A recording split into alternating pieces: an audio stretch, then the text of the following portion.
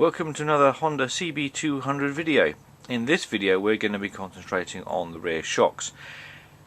Now, one of the difficulties with the shocks is most of the pattern parts you can buy these days are incorrect. This is the type of shock you can buy from a number of suppliers, and the issue that they have is particularly this area down here. Apologies, we're just being buzzed by a helicopter. Now, I filmed this video a dozen times because the difficulties I've been having with them getting hold of replacements, and so this video may sort of chop and change and sort of cut quite abruptly, etc., as I go through, just scrapping out bits I've recorded. But really, this is aimed at people who are buying shocks and also the sellers of shocks. All the people I've been talking to, all the suppliers, say that this is the correct shock for the Honda CB200. They are wrong. I've informed them they're wrong, politely, and we'll cut to a bit all about why they're wrong. Their reasoning, or what they say, is, oh, we've sold plenty of them. Just because you've sold them doesn't make it right. Anyway, this is the correct shock. And the important point is this bit here, the adjustment lug for the adjustment tensioning ring for the springs. This length is quite important because, as you'll see in the clip that we'll cut to shortly, this interferes with the chain guard. So we'll cut now to the bit about why it's wrong. One of the first issues is that the clevis down here is too wide for the actual retaining the cushion that's in here, so you end up having to put a couple of spacers, or in this case washers, into here. But the more worrying thing is that the adjustment unit here for the tension on the spring interferes with the chain guard. Now, this interference on here means that actually the chain guard gets pushed over onto the rear sprocket guard here, and you can actually see the scratches in this guard going round here as the wheels rotated and being pushed against this support bracket for the chain guard. Now, what I was able to do was to sort of bend over my chain guard as far as it would go, but at this setting, which is the setting I prefer, which is the softest setting, the actual unit here pushes right against. You can see the scratch marks on the guard here, and actually it's got solid contact onto that. I have to really push that away. Now, what we can do is we can obviously adjust the tension on this. So let's put you down here. Hopefully you'll see my arm won't get in the way too much. Let's put you there. So we use the adjustment tool, which is this, and it goes into little grooves just on this unit here to help you rotate this unit. So I'll rotate this. Now, it only lifts by about 1.5 centimeters between its lowest settings and its high settings, or soft to hard. So I'll rotate this round and we'll see how this goes. So it goes in here. I need to push the chain guard out of the way to get into one of the teeth, and we can then rotate the tension unit up through its progressive tensioning positions. I'm trying to find another tooth in there.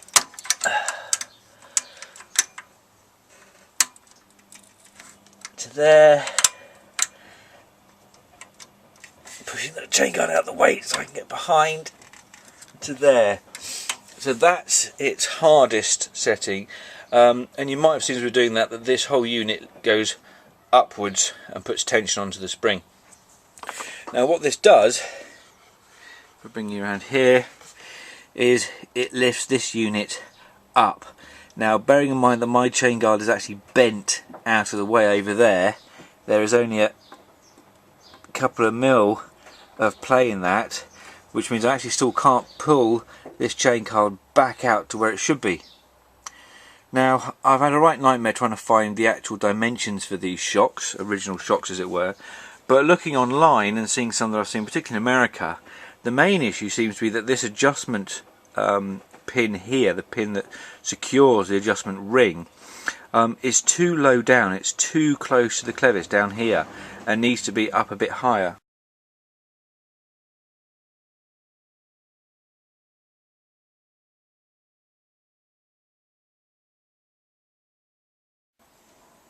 So coming back to this bit, the crucial thing to think about is the distance between this lug that holds the ring and where it fixes onto the wishbone or the swing arm. The distance from the bottom of there to the centre of that bolt on this right hand, you see it's 8 centimetres. It's an 8mm bolt. Half of that's 4 centimetres. So the distance from that lug, that one there, to the centre of the bolt is 7 centimetres, 0.6, so 7.6 centimetres or 76mm. That is the crucial bit. I'm going to change this setup now and give you some overall dimensions while we'll cut to some of the sagas of the issues of taking this apart. It's quite easy using a ratchet strap. So yeah, we'll cut to that while I set this up about taking it apart and putting it back together again, and we'll come back and we'll do some dimensions on this one. So when you haven't got the right tools for taking these things apart, the best way I can come up with is to use one of these. So we'll take this up here, wrap it around the spring a few times, take up the slack,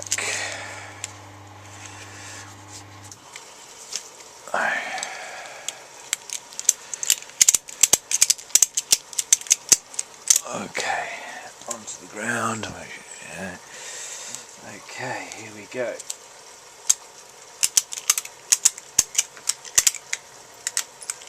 Okay, just enough to get these bits out,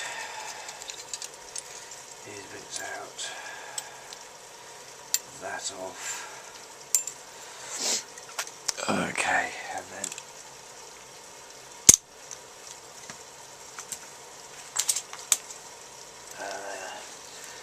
unwrap that, and then out comes that, and no dampening whatsoever in that at all. So as you can see on this unit, no dampening whatsoever, and small amounts of oil from what's left in here, done upside down, are coming out. Now if you've never stripped one of these types of shocks before, it's actually a lot easier than I thought it was going to be.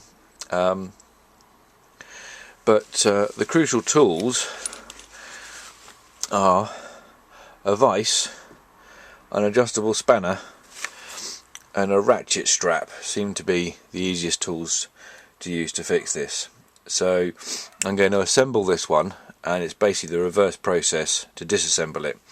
So we'll do some work here at the bench, and then we'll go over to the floor and get the strap onto it to do the final bit. So you've got your main things. You've got the dampener, you've got the adjustment unit, and that sits over and engages with this so that you can adjust the tension on the spring. So first things for reassembly, and obviously the reverse for disassembly. This goes on at its lowest tension point. The next thing is then this washer, and there are two washers, one at the bottom, one at the top. One's got a lip on it and the other is flat. So the one with the lip on it goes on with the lip facing up, so when the spring sits on it, it centres it on there. So that goes on, makes a nice sit on there. The next bit is then the little stopper rubber that goes over that. The next bit is then this, which is the nut, and then there's obviously the eye that will go on the top. Now in this one the nut is threaded all the way up to the top on one end, but on the other there's actually a clear shoulder. I don't know how well the camera's going to pick it up, but there's a clear shoulder. That shoulder with no thread goes down first, so that goes on first onto the thread, all the way out, so all the way down, so it's at the farthest bottom it can be. Then the top piece goes on as far as it can go, and then you've got to go to the vise. So let's move you around so you can see my vise. So just about see it there. So you want a vise that hasn't got particularly harsh teeth in it. If you have, then get some soft jaws, etc. And what you can do is going to clamp the shock into there nice and tight. Adjustable spanner onto the nut that you put on, and you're just going to tighten that up a smidgen onto there. Now you could put some Loctite onto that if you want, don't necessarily see the point, but you could put some Loctite onto that. Haven't got any to hand, and these shocks are dampeners are knackered anyway, so there's no real point. And so there we've got our, just wash these, they're a bit wet still. So there we've got our dampener assembled. There you go, adjustment ring, washer, stopper, nut, and its ring at the top. So the next bits you're going to need are obviously the spring, and then your top washer and two end pieces. Now these washers are stamped out when they're made, when they're created, they're stamped out. So one end side is rounded and the other side is quite harsh. You want that rounded side to be down against the spring, and then once we compress the spring, we then put this over the end of the eye, and then we sit these two pieces in, and this unit here engages into this part here of the eye. So that piece out, compress the spring, washer goes on, that piece on, that one on, and then they engage in the top like so. So let's go and move over to the floor, and we'll compress the spring and reassemble this shock. So here we've got set up the disassembled one: adjustment, washer, spring, stopper, washer, clamp bits, nut, and the eye at the top. And here is one we're going to try and reassemble, and I'm going to try and do it with this ratchet strap. So the trick is to bring this one round and try and get this wrapped as best we can around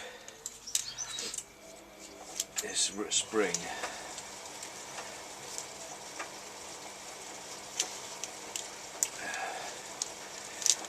As evenly as we can for both sides.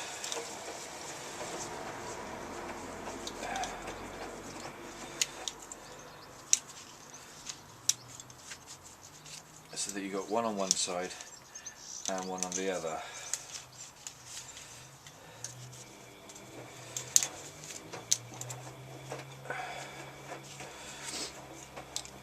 And then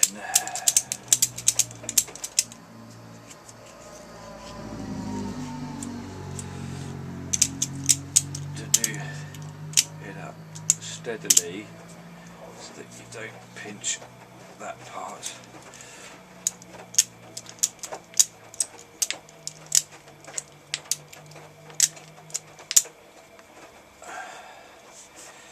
So that you've got enough play in it.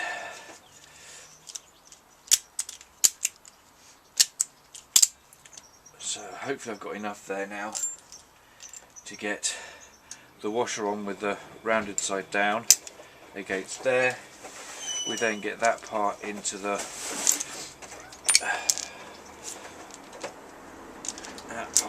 there. Shove that over a bit so that we can try and get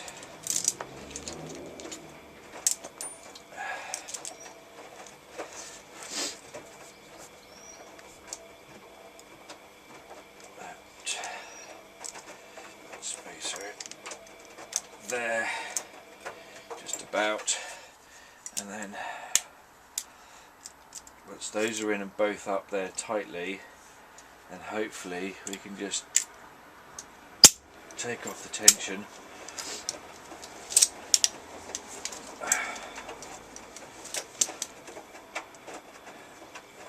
And there we've got the spring set nicely into there, we've got those in nicely, and we've got our washer in the bottom, and there we've got one shock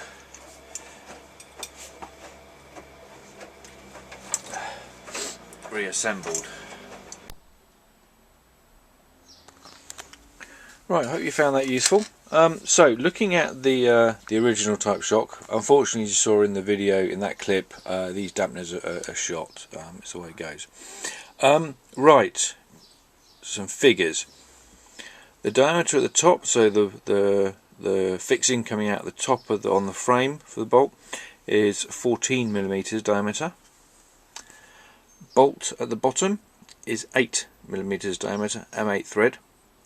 Now the overall length, so measuring from this point here, so the bottom of the shock completely, to the top of the shock completely, we are looking at 335mm. The distance between centre point here, centre point of the fixing here, and centre point of the 8mm bolt, we're looking at a length of 308mm.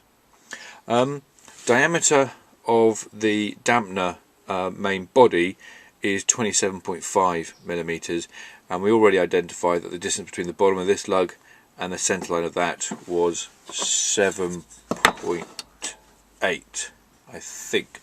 Let's just quickly measure that again.